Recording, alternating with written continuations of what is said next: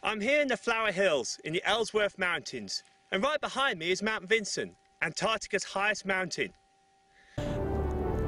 I'm writing a book on the scientific work done in Antarctica in 1912, looking at the 5 expeditions that went down there, 4 of them making a tilt for the South Geographic Pole, but all of them making scientific observations. There were the Norwegians, led by Roald Amundsen. There were the British, of course, led by Robert Falcon Scott. There was the Australians and New Zealanders, led by Sir Douglas Mawson. And there was also the Japanese by Nobu Shirase. The German expedition was led by a guy called Wilhelm Filchner. He'd done a huge number of trips across Asia. He was a bit of a celebrity. Now, the Germans had a bit of a tradition of working in Antarctica.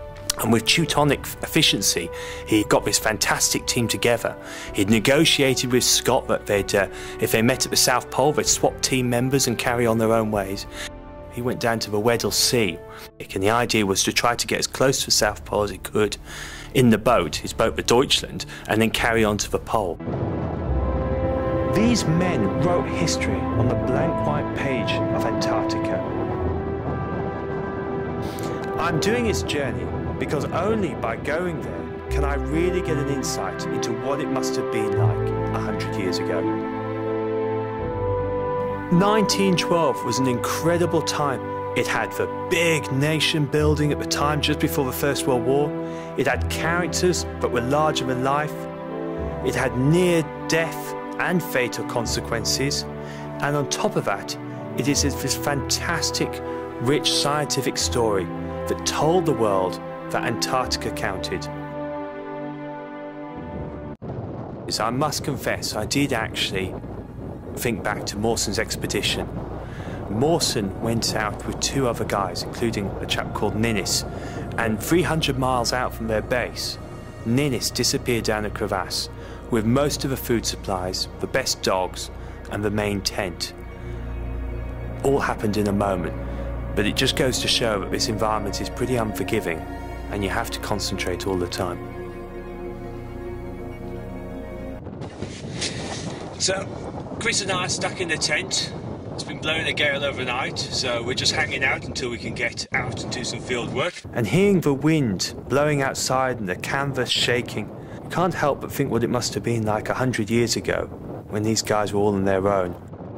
But these teams stayed down there for 1 year or more, taking continuous measurements of the weather, the oceans, the wildlife. These records actually give us a baseline of what the environment was like back there, a snapshot.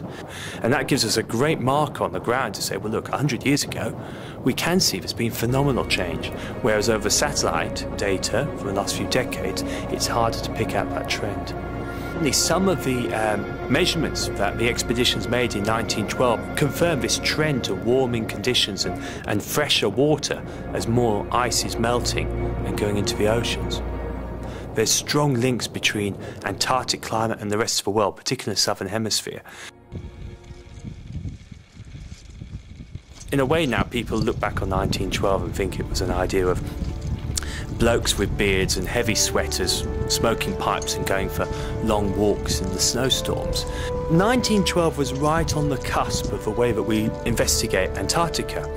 But the beautiful thing about the work done in 1912 from all the different expeditions holds a lovely key to actually interpreting what might happen in the world in the future. As a scientist, I want to find in myself the same inspiration that led them to achieve the many things they did.